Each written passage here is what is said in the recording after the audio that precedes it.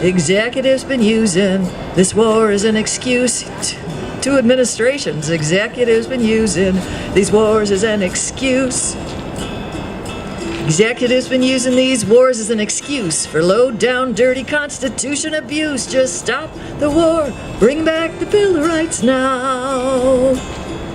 CIA walking in the middle of the night.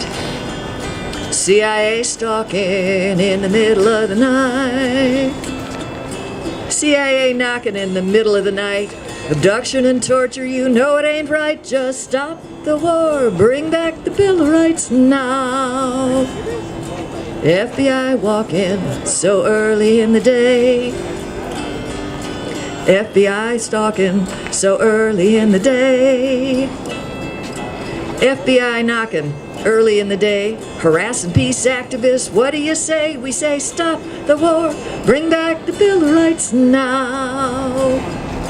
Yeah, da, da, da, da, da, da, da. Imagine the band. Yeah, da, da, da, da, da. Yeah, da, da, da, da, da, da, da, da, da, da, da, da, da, da, da, da, da, da. So it's land of the brave and home of the free. Land of the brave, home of the free. Land of the brave, home of the free.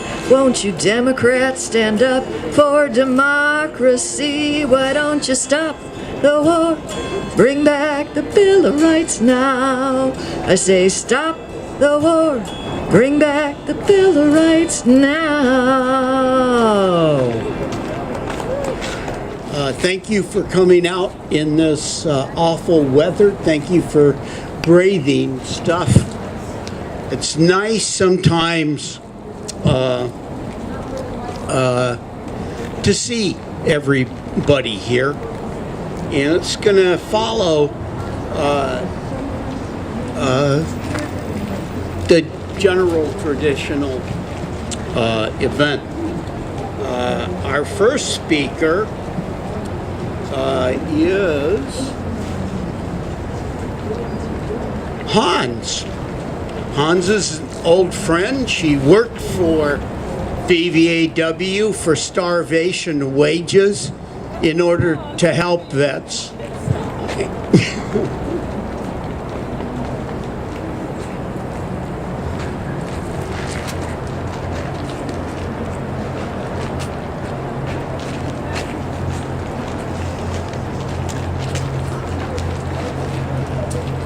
Sorry, I had to hug a veteran first. Good morning. So, here we go again, Veterans Day 2017. Another Veterans Day, and this country is still at war. In fact, the US has existed for only 242 days. I just got my citizenship, so I got the test, and that's what I learned. The U.S. has been involved in war and military operations for more than 90% of its entire existence. Can you believe it? In over 90% of the years we've been in existence as a country, we've created military veterans. And one day each year we honor these veterans with gatherings such as this one today. Although all of us present here know that for most people in the U.S., Veterans Day is merely a day off to go shopping for good deals. 224 years of war and military operations. I cannot even begin to fathom the number of veterans with potentially traumatic experiences and physical injuries we created over those 224 years. There is so much I would like to talk to you about, but I will pick one major issue that's close to my heart, and that is the issue of the well-being of family members. While most veterans do well when returning to the civilian world, many do not. A significant percentage of veterans suffer from physical injuries that cause limitation and pain in backs, knees, heads, ankles, stomachs, lungs, and any other imaginable body part. And mental health issues such as PTSD, depression, and anxiety due to events such as accidents, sexual assault, and combat. These veterans, with all their physical and mental health pain, return to their families, their partners, their children, their siblings, their aunts and uncles, their friends, and their neighbors. It should be of no surprise to you that a veteran with physical and mental health concern affects on average 4 of their civilian loved ones. Let me repeat that. For every veteran living with physical and mental health concerns, there are on average 4 loved ones who live with this as well. Health services are available to those veterans who manage to negotiate the complex and difficult to access systems. This is a giant problem, and in my opinion, hugely embarrassing to this country. I mean, as a nation, we don't prevent that our young men and women are deployed to unknown foreign lands. And then as a nation, we don't readily care for them when they return. That is shameful.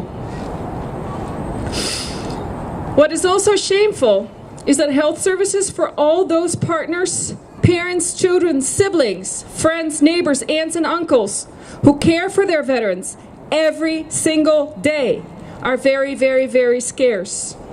These loved ones are exposed to untreated problems of their veterans, such as nightmares, anger, despair, guilt, shame, physical limitations, and pain. These symptoms are often highly contagious, and vicarious or secondary trauma is a frequent occurrence among these loved ones. My dream is to live in a country without war, where my profession, I'm family therapist, would become obsolete. Until that happens, I feel fortunate that as a therapist at our home program for veterans and their families, my colleagues and I have been able to serve these loved ones. Other places that you can get services as a family member, including vet centers, Child Serve, the Soldiers Program, and Give an Hour. However, I also desperately wish that services for loved ones of veterans would become the norm rather than the exception. I know for a fact that supporting loved ones is benefiting whole families, including their veterans. They all deserve it. Thank you. Thank you.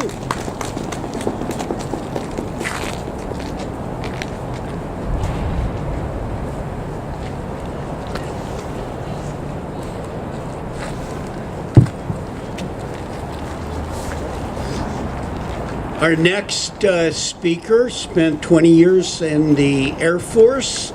Some of you may not know she was a career person. Some of you may not know, but there are career people and there are lifers. Lifers don't care about you, they just care about getting promoted. Here's a person who cares about you. Natasha?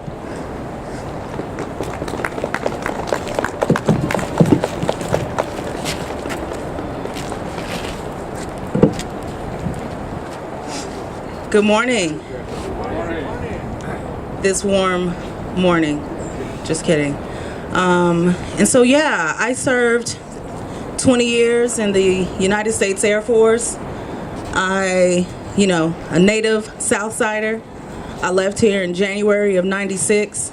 I returned home in February of 2016 to a completely different city, to a city that doesn't feel and doesn't support its people from the way that I remember back then. So I was just mentioning to someone, like, what does it mean to be gone for 20 years and then to come home and try to reacclimate yourself with just like life, right? Because things are just different when you live in a subculture for 20 years. And so I just want to start off by talking about a little bit about my Air Force career. I have been assigned around the world. I have had several tours in Turkey, Kuwait, Iraq, Kansas, Nebraska, Virginia, Florida, England, Germany. And I'll tell you that there were times during those experiences where I questioned why, right? But on active duty, there's very little space to do those types of things. So I've tried to, even though when I was in uniform, I've tried to align myself with people who started to ask those same questions, like why are we doing this? And so I found it interesting that there were people who didn't want to deploy, who did not want to deploy, who did not want to take those orders, right? But you had to. And I remember a time when people did things to get out of deployment orders. And then I remember when the Department of Defense changed the rules and said that if you don't deploy, you don't get promoted.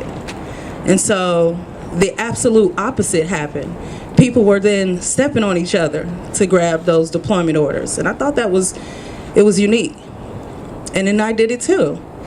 I'm a mother. At the time when I was, stepping on folks' toes to get those deployment orders, I was a mother. My daughter was 6 years old. And I sometimes struggle with, the year that I was gone, it took me 2 years to reconnect with my daughter, right? Like, in a real way, I was disconnected because I had seen things that had changed my perspective on life. It had changed my viewpoint.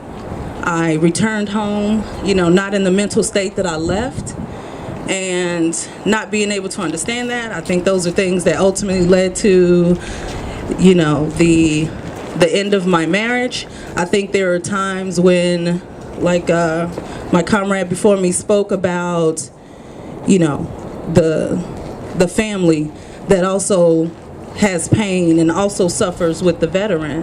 And so at 14 years old, my daughter's at an activist conference today, but if she were out here, she'd nod her head because we're pretty honest. We're transparent. We talk about the things that her mom was going through. We talk about all the reasons why, she does not need to follow in her mom's footsteps, although, I'm her mentor. And I talk about these things because as a woman, as a black woman, there were also times during my service where I wore the United States Air Force uniform. I, through camaraderie, through esprit de corps, my unit members wrapped themselves in patriotism that did not feel like it extended to me. I can tell you that I have been otherized. I have been in situations where I felt like in a unit for people who I would have died for, right? I would have died for many of my comrades, right? Because that's just what the duty entails. But then when you're in these organizations that don't support you, that don't talk about those things, right? So here we are deploying and we're going places and folks are asking questions and they have personal, moral questions, and then we didn't talk about that. So I think what happened is we learned how to function in dysfunction. And I can't tell you, like, those are some of the things that keep me up at night. Like, why didn't we talk about these things? Why didn't we support each other through these things? Why didn't we go to our command and ask our command WTF, right? Like, this just doesn't make sense. We didn't have the space to do that. So I've committed myself since I've been home to make sure that I talk about the things that we weren't able to talk about on active duty.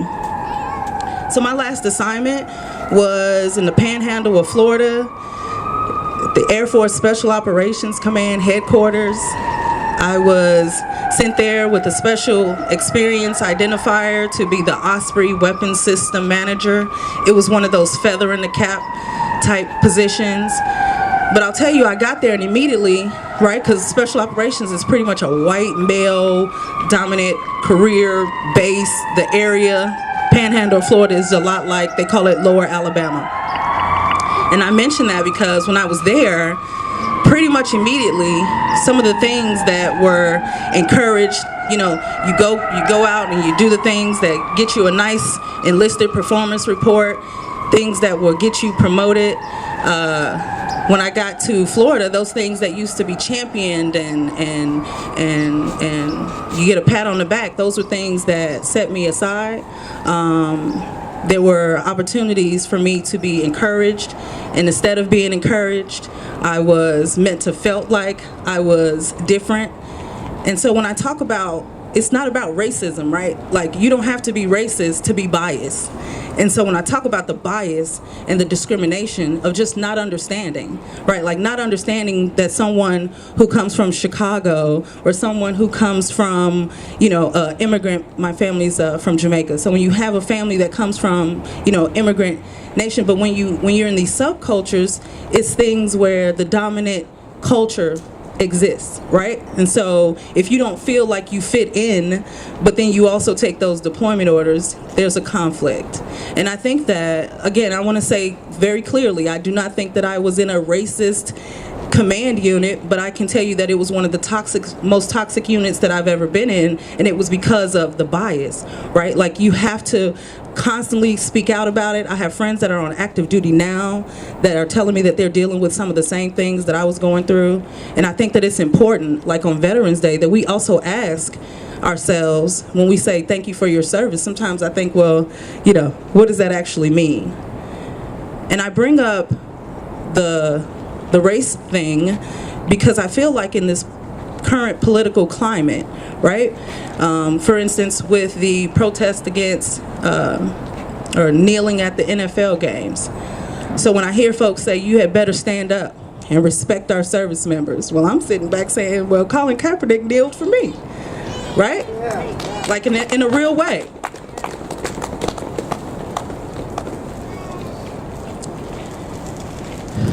So in this political climate, when, like, I think the civilians and then even the veterans, I'm calling on my veterans to say, like, either you look the other way because, a lot of folks will say, I don't know about the race thing. Yeah, but you saw it.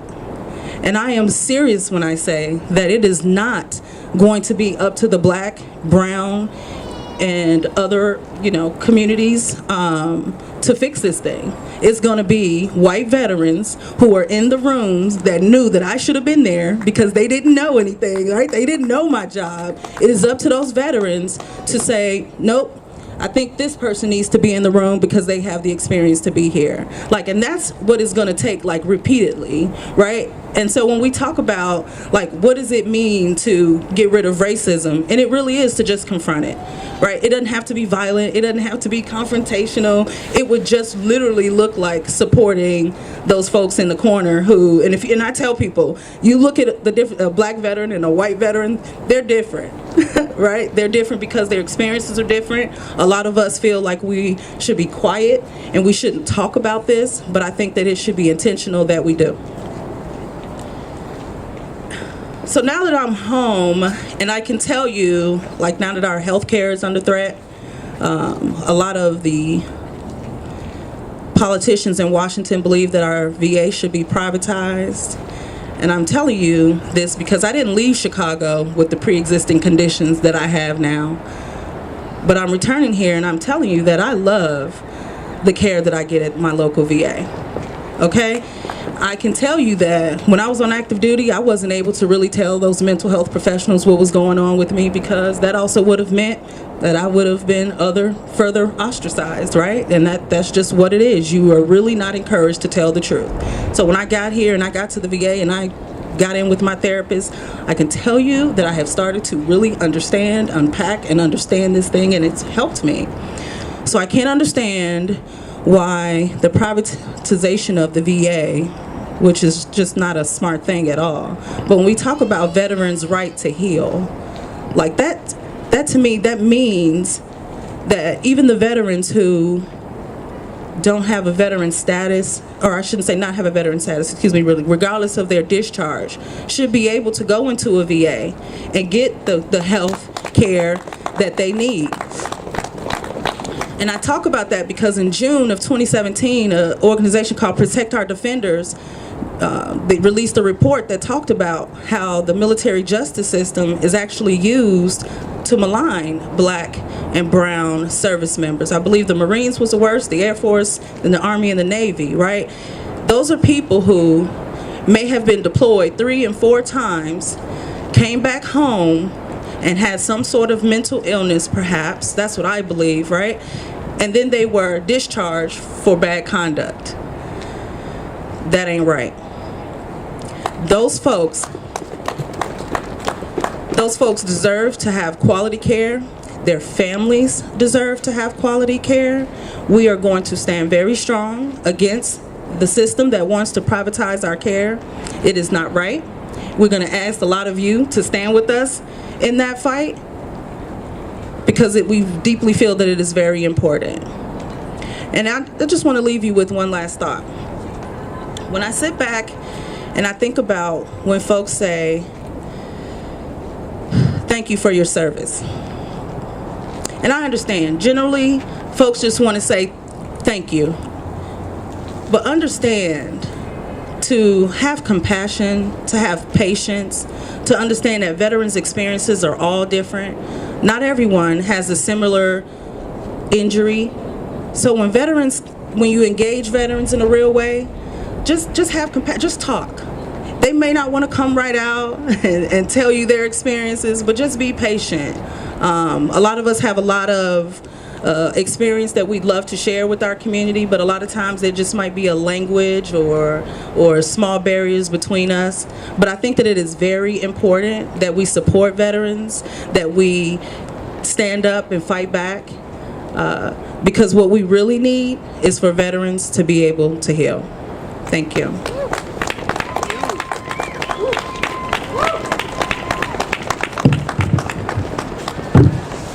Our next speaker is the director of the Forest Park Vet Center. She spoke here many times. She has a PhD, but the best thing she has is a really good heart. And she is guided for almost 25 years our twice a year homeless veteran stand down.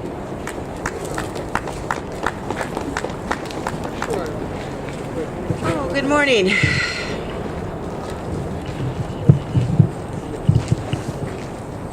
I don't know if I've been coming to talk here for 25 years, but sometimes it feels like it, right?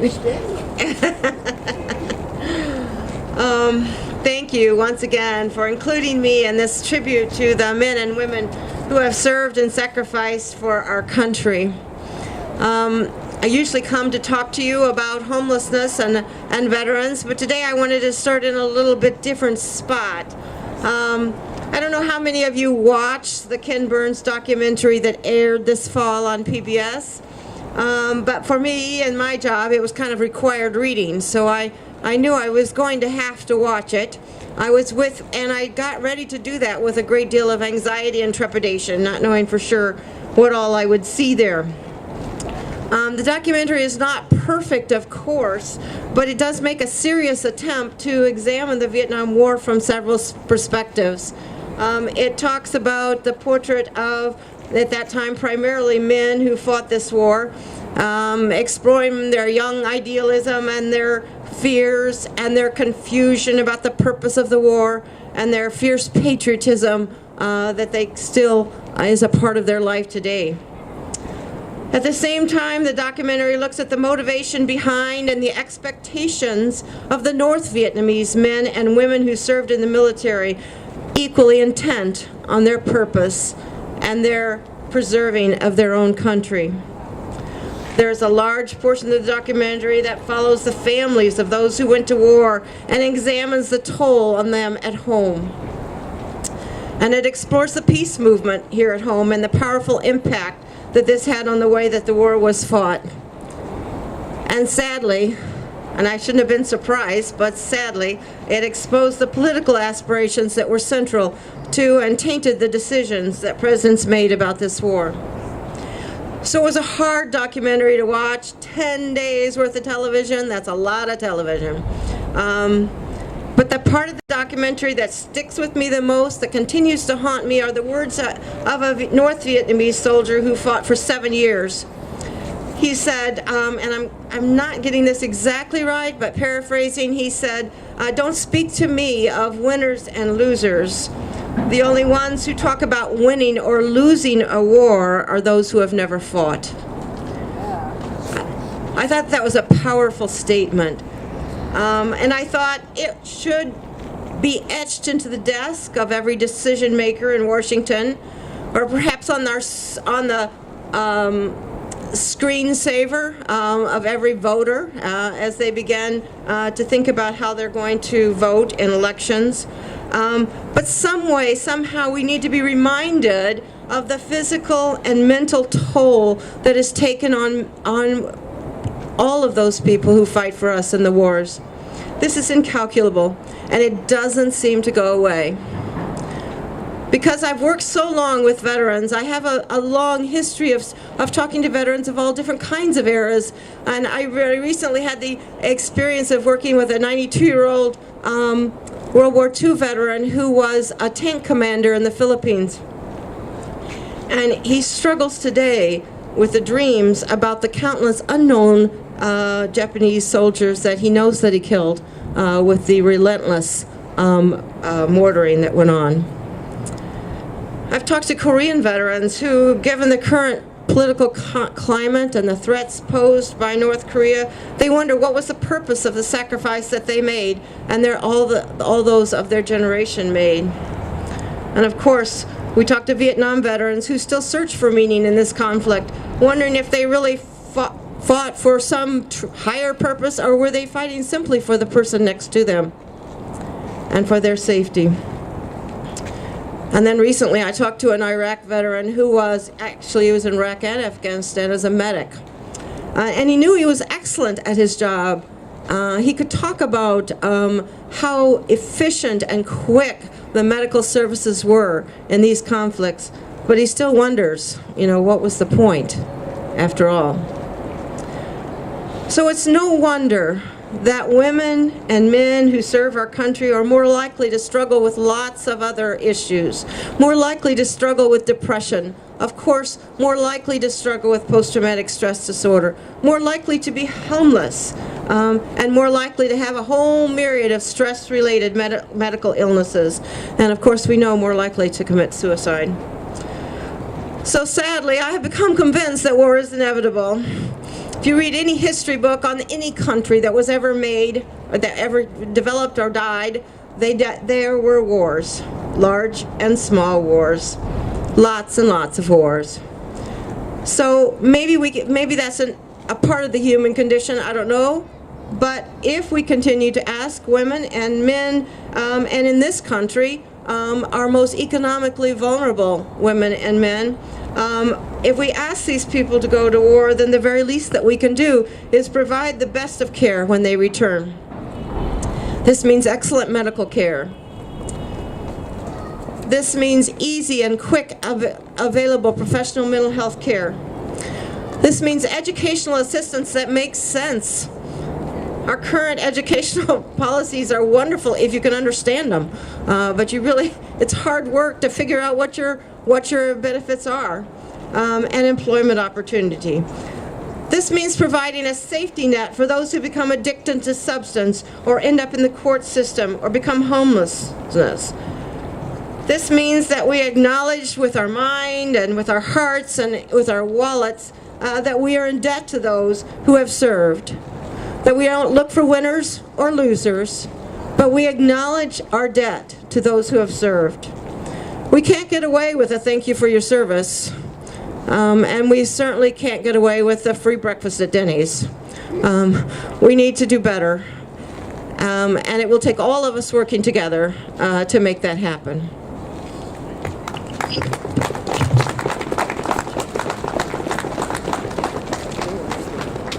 Okay. Thank you. Vivi, I need a volunteer to pass out these leaflets. They're for the homeless vets stand down. And if you're not homeless and you don't know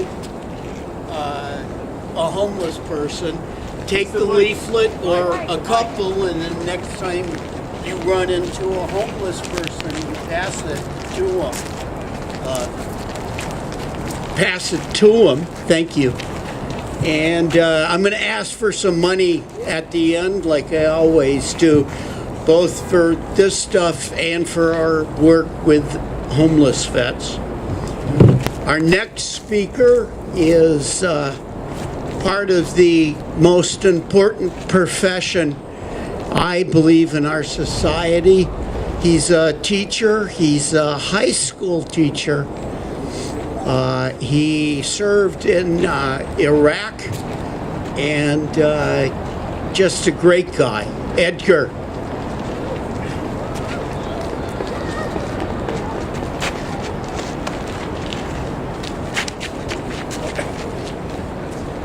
Damn me. Hello, and you'll have to pardon me in the newfangled technologies. Raise up the mic slightly.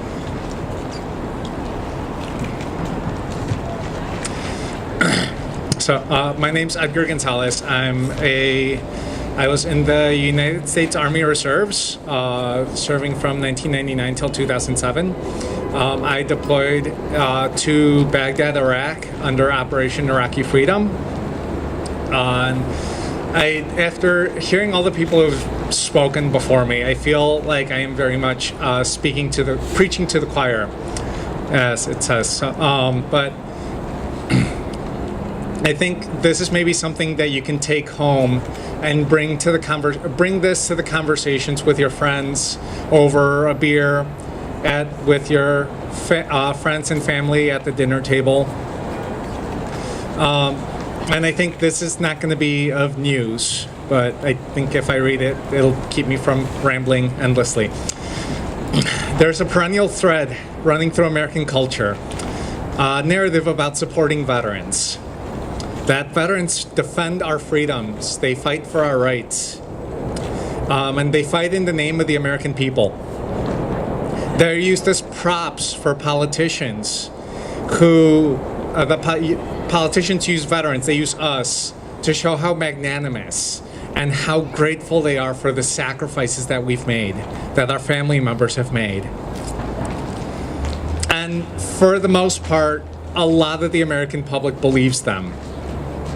The politicians give flowery speeches about how veterans are to be cared for, they're to be revered. However, then they go and turn around and do things. They enact policy like they freeze the budget for the Veterans Affairs hospitals. They do a hiring freeze. So then veterans with war injuries, basically any veteran who manages to navigate the labyrinthine system, can't get the treatment that they need. They will then use the money that they save from the VA to hire private military contractors, which they don't have to pay benefits to. And they can send into these war zones without accountability, without the rule of law. They will leave VA hospitals understaffed. And as a lot of people, like National Nurses United, will echo this, if you understaff a hospital, it becomes dangerous. It is a danger to both the people seeking treatment, and it is a danger to the staff. They are overworked, they cannot adequately do their job, and they might be so overworked they're exhausted, they might mix up charts, mistakes would happen. This will get people killed. This will get even more people killed. There are veterans, they have war injuries that affect them in such ways that they need to speak to certified specialists, which the VA doesn't have or won't hire. Once again, because of budget reasons. I can tell you right now, I know that in the Chicagoland area, there is no certified headache specialist. Not a neurologist, but a headache specialist. And there are plenty of veterans with PTSD and traumatic brain injury who would probably benefit from this, from having a certified headache specialist on staff. These hiring freezes then turn around and become a Trojan horse. This was something that Natasha talked about to dismantle the VA. They use this, they say they don't adequately provide the funding, and then they turn around, the system is broken, let's privatize it. And they do this in really insidious and seemingly, like, it sounds good, but ultimately it's to take apart the VA. They offer up vouchers to private healthcare providers because supposedly private healthcare providers are going to do a better job. Private healthcare providers don't know how to deal with a veteran who is having a flashback, who is having an episode. They don't know how to deal with that. They don't know how to deal with a family member who has been taking care of their veteran for so long. Like, that is not something that a civilian healthcare provider can deal with. The administration, our current administration, talks about bringing back jobs. What better way than adequately funding the VA system? That would provide jobs for nurses, staff. It seems really easy, but the thing is, they don't want the jobs to be in the government sector. They want some for-profit healthcare provider to reap the benefits, to overcharge for these services. They claim, these same politicians claim to support our veterans, but we have the oft-quoted statistic of 22 veterans per day. Yet, even in this, that number is not adequately researched. It is based off of a limited pool it is not a snapshot of the entirety of the United States, and veterans serve from all communities in the US. Why not sample from all communities? It does not account from veterans who don't seek treatment, who engage in violent behaviors, who, as Black Lives Matter has shown us, they will go hold up a grocery store, a gas station with an empty pistol, and then they will let police do what police have shown us they know how to do best. And shorthand, suicide by cop. That is not counted in the 22 per day. The 22 per day does not account for veterans who have addiction, who maybe in trying to numb their pain, they have an accidental overdose rather than something that could be deliberately noted as suicide. That is not noted in the 22 per day. So with this in mind, I make a plea. One, talk to this outside the community. Talk to this with the family members that maybe you don't get along with, that maybe you got into fights on Facebook and social media or on Twitter. I also ask that you make a bargain between you and your community, and the community could be whatever community means to you. So this is your definition of community. It doesn't necessarily have to be insular with us who are here today. It could be the community, the immigrant community. At this point in time, this current administration has weaponized immigration and customs enforcement to such a degree that there are veterans who have served, who are undocumented, who have been deported, and are ineligible to receive benefits. And organized communities against deportation, or OCAD, have been highlighting this fight here in Chicago. So I want to shout them out. It's the communities outside of the VA, outside of the activism, that you're going to take care of each other. We're in this for the long haul. And what we are doing, it's a chorus. It is a chorus of voices. And when somebody can't carry their note for a while, everybody else comes in and supports them and covers for them. Take care of each other. Call in on each other. Check in. Have dinner together. Just hang out and not talk politics. Invite a friend over, invite any one of ourselves, to each other's house to watch some bad television and not feel guilty about it. Take care of ourselves, because right now, we are year one into this current administration. We are, God knows how many years, Hans said, over 90% of the U.S. history has been fighting a war. This is an uphill struggle. This is a marathon. And every so often, we do need to take a break. Thank you.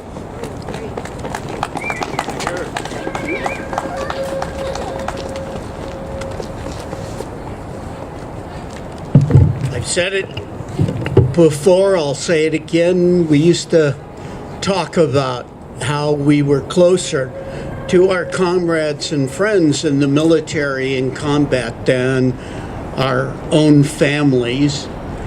And in fact, we're closer to each other in the struggle for peace and justice and democracy. We don't get paid. Sometimes we wear uniforms, but mostly not. But we know we can trust each other. And that's the great thing about working for social change. Our next speaker is a wonderful nurse, Adelena. We've worked with her for a long, long time. She loves vets. She works with vets. She saves vets.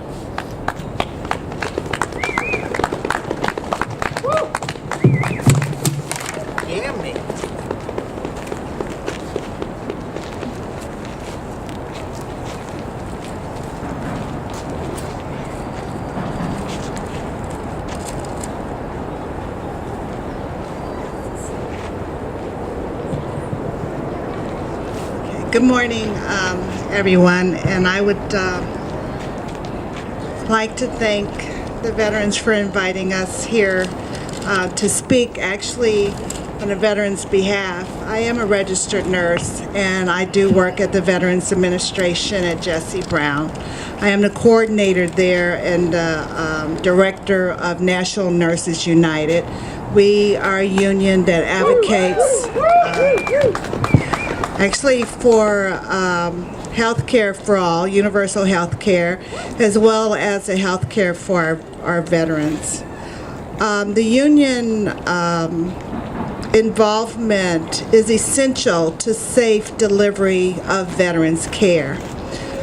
We now, at the 11th hour, the 11th day of the 11th month, continue to lack confidence in nursing administration. Their efforts to discredit the RNs and their concerns over veterans care. We are the voice and advocates for our veterans who come through the Veteran Affairs Department.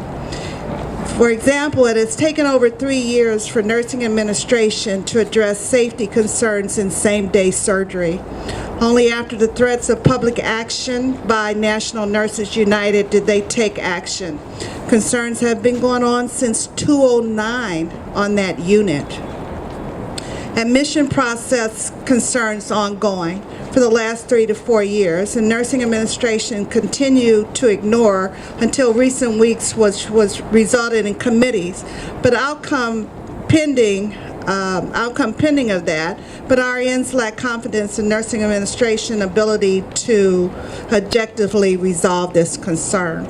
So the admissions on the unit has a direct impact on the patients coming in for emergency care at Jesse Brown VA.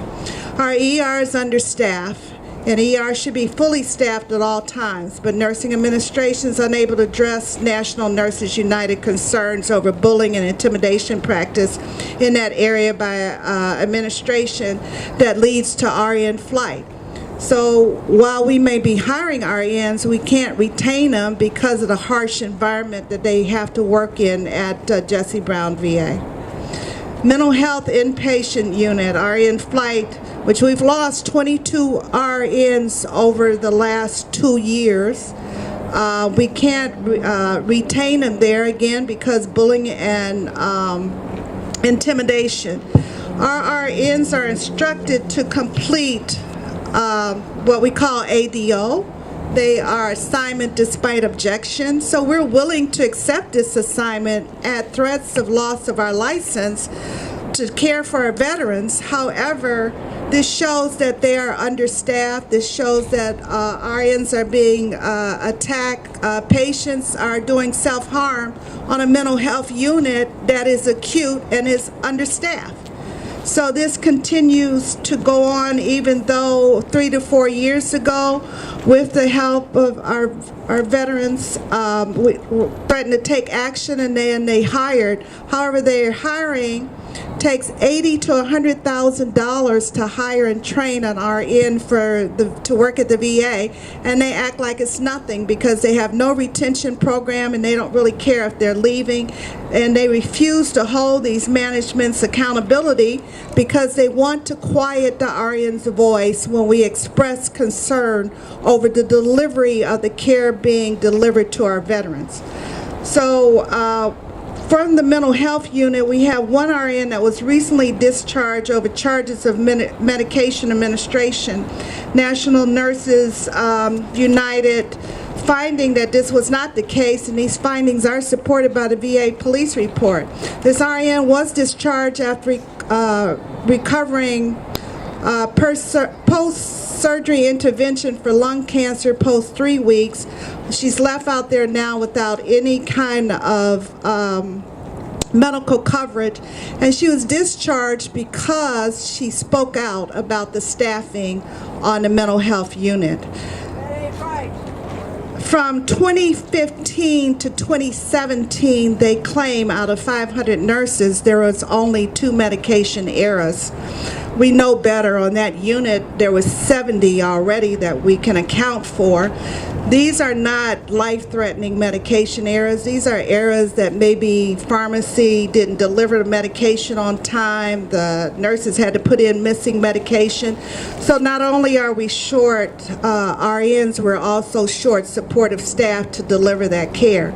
And because the RNs voice their concerns on these assignments despite objection and even going through administration, these are the extent that they will go through to silence the RNs, sending a message to all the other RNs there who have children, who have families to support, who have education to pay for, that you too can be discharged, and these charges can be trumped up, and you can be discharged. The union is the voice for those RNs and also for the veterans, because we need the RNs to let us know what is going on. We have a chemo unit, short staff, unable to retain RNs due to the short staffing and loads that they must carry during the administration of chemo. The chemo RN should not have charge nurse duties and also have to account for the care of 6 other patients while they're delivering a life-saving medication that demands that you have attention to what you're doing. Again, there's no confidence in nursing administration. They lower RN's proficiency rating in home health care because the RNs express concern of delivery of home health care that impact on veterans' care during to changes in RNs having to report to Harrison. This reduced amount of time that they have in the field to go to the veterans' home to care for them. They don't want to believe that they have a nursing administration that is not thankful for the veterans' service, but only for their jobs, and appear dumbfounded as to how to deliver that care. The need to have adequate staff. Just recently, an administrator told me, oh, the RNs want more pay. No RN will come to the VA thinking that we're going to be the top paid in the country. That is not what happened. We go there so that we can care for our veterans and to honor them while we do care for them. There is a major disconnect, and we want to improve the experience of the veterans who do come to Jesse Brown VA. The RNs are committed, and they're committed to the point that they can lose their job if they are vocal about the things that are going on at Jesse Brown VA. Thank you. This can only stop if the public and our veterans become aware of this. I have binders of ADOs. These are signed by the nurses. These are legal documents that are uphaldable in court to verify the staffing concerns. And we also have documentation about nurses who have been discharged, suspended, threatened with suspension because they are vocal about their concerns about delivery of care to our veterans. Thank you.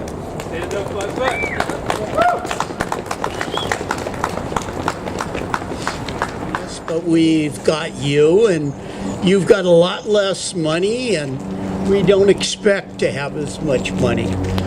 But we're passing the VVAW, IVAW collection plate. We would appreciate you putting money in it. We have to pay for minor things, and so please support us. Also, as I said, you'd be donating to the Veterans Homeless Stand Down, which will be next Friday, the 17th, and it'll be 8 o'clock until the afternoon, and cleanup will be the day before. Our next speaker and last speaker is Joe Miller. He's a great friend of yours and mine, and we're just happy to have him speak right now.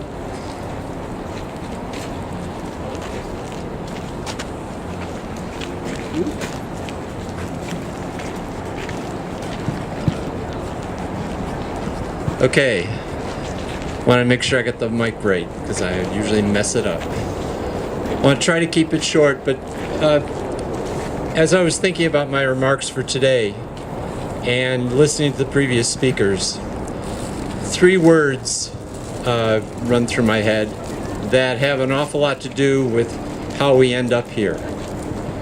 Learning, action, and education. When a small group of Vietnam veterans marched under a makeshift banner in New York in April 15th, 1967, they had learned something that Vietnam veterans after them would talk about. But this small group of veterans decided that they were going to march together against their war while their war was going on. VVAW was set up in June of 1967, the first time ever that an anti-war veterans organization was organized while their war was going on. And for the next 8 years, while the war was being fought, VVAW learned more, agitated more, organized more, and educated more.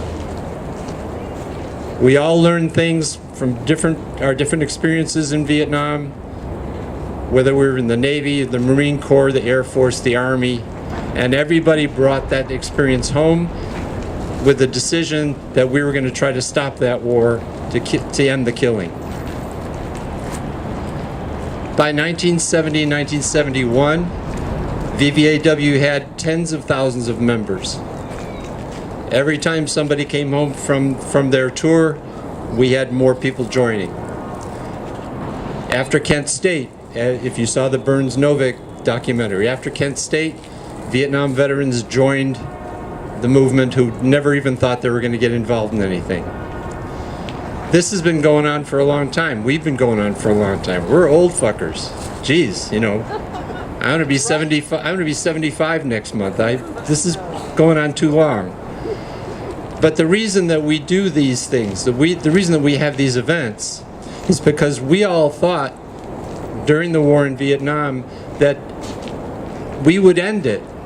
We would end our war, and we would end wars that came after. We thought nobody would want to join the military after that.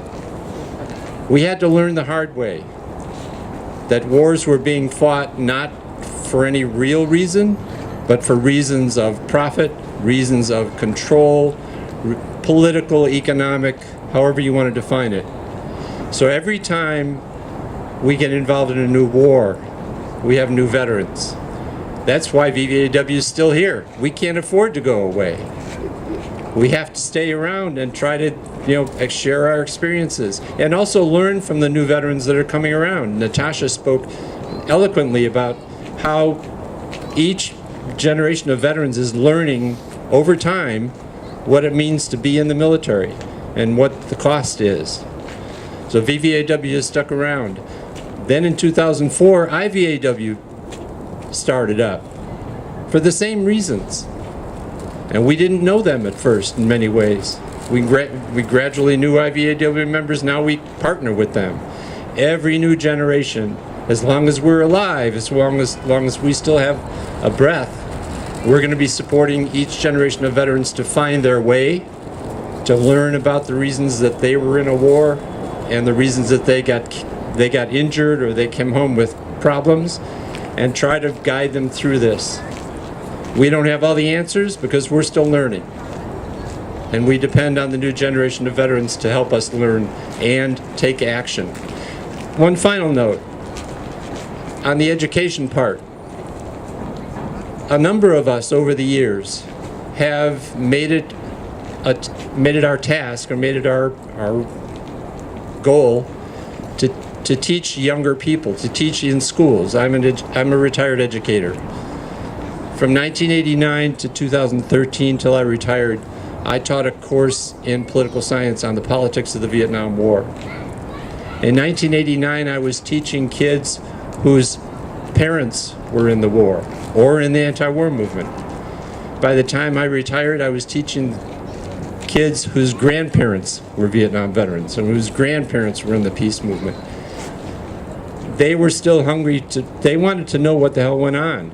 What is it about Vietnam? Why don't they learn about Vietnam in high school? They get as far as World War II, maybe Korea. And then there's a couple of pages on, or maybe a couple of paragraphs on Vietnam. So we need to be available to talk in schools. We need to talk about what it means to be in the military. If they want to join, they need to go in eyes open. We know what it was like. We know from our own experiences. We've learned. Now we need to help educate them so they make the right decisions for whatever their decision happens to be. But they need to go in with eyes open. So I thank you all for showing up today in this terrible weather, but it's Chicago, what the hell. Thank you for coming, and hope to see you on Memorial Day next time. Bye.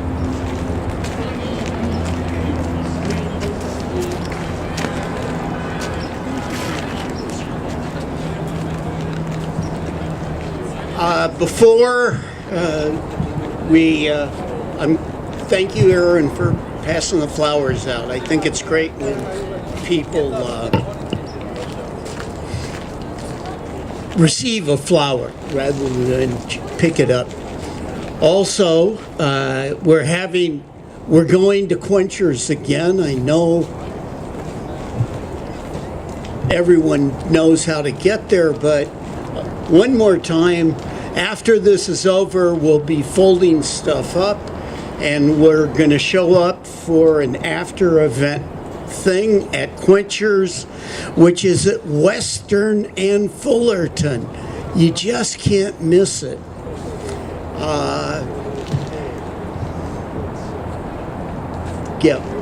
Thank you for coming out, and as Joe said, we'll see you Memorial Day, and we have even some more unions that said they're going to be speaking at Memorial Day.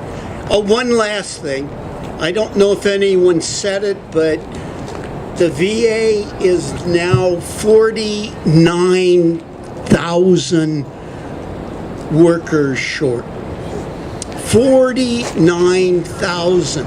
How can you expect people, what was said earlier, to get, and yet the medical treatment there is considered 20% better than the private hospitals. Anyway, thank you for coming one more time.